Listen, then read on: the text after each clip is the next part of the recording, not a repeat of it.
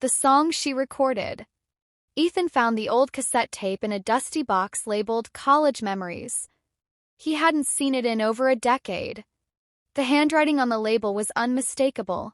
For you, always, L. He hesitated before sliding it into the old tape player. As the soft hiss of static gave way to music, her voice filled the room, warm, trembling, unmistakably Lena's. If I could give you all my words, I'd sing them soft like morning birds. And if we're torn by time and tide, no love like mine won't ever hide.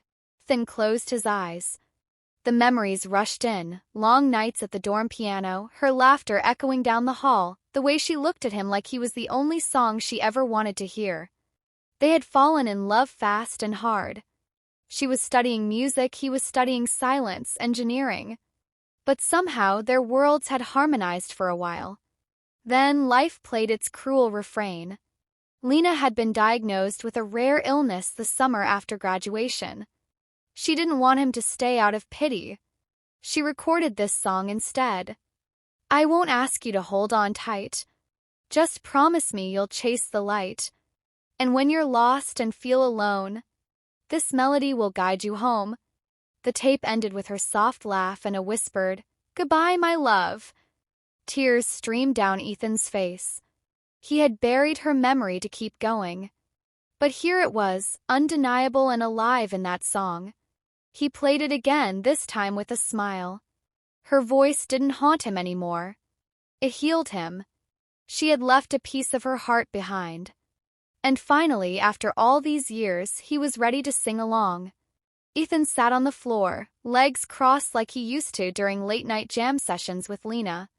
The silence after the tape ended felt heavier than the music itself. He stared at the cassette player, hand trembling, then reached over and pressed rewind. The familiar were filled the room. He remembered the last time he saw her. She wore a knit beanie even in the summer heat. Her cheeks were pale, her eyes brighter than ever. She had pressed the cassette into his hand with a shy smile. I couldn't say it all in words, she whispered. But I sang everything I couldn't tell you. He never listened until now. He'd thrown himself into work, into building the life she told him to chase. He got his engineering degree, moved to Chicago, built systems and skyscrapers. But something always felt unfinished, like a chord unresolved. That night, with the song still lingering in his ears, Ethan opened his laptop. He searched her name, Lena Moore. There it was, a short obituary, a scholarship in her name at the music school, and a local studio she once recorded in.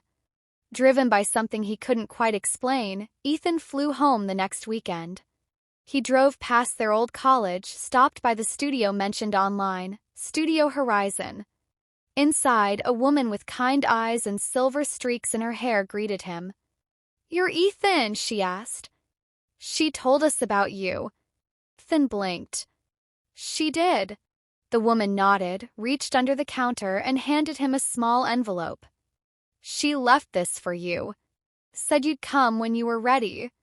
Inside was a letter in Lena's delicate handwriting. "My love, if you're reading this, you finally heard me.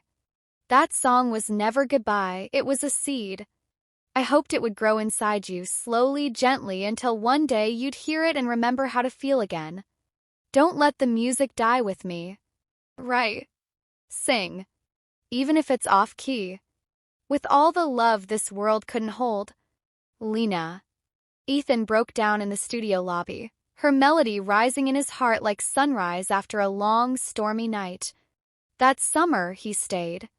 He volunteered at the music school, helped rebuild Studio Horizon's website.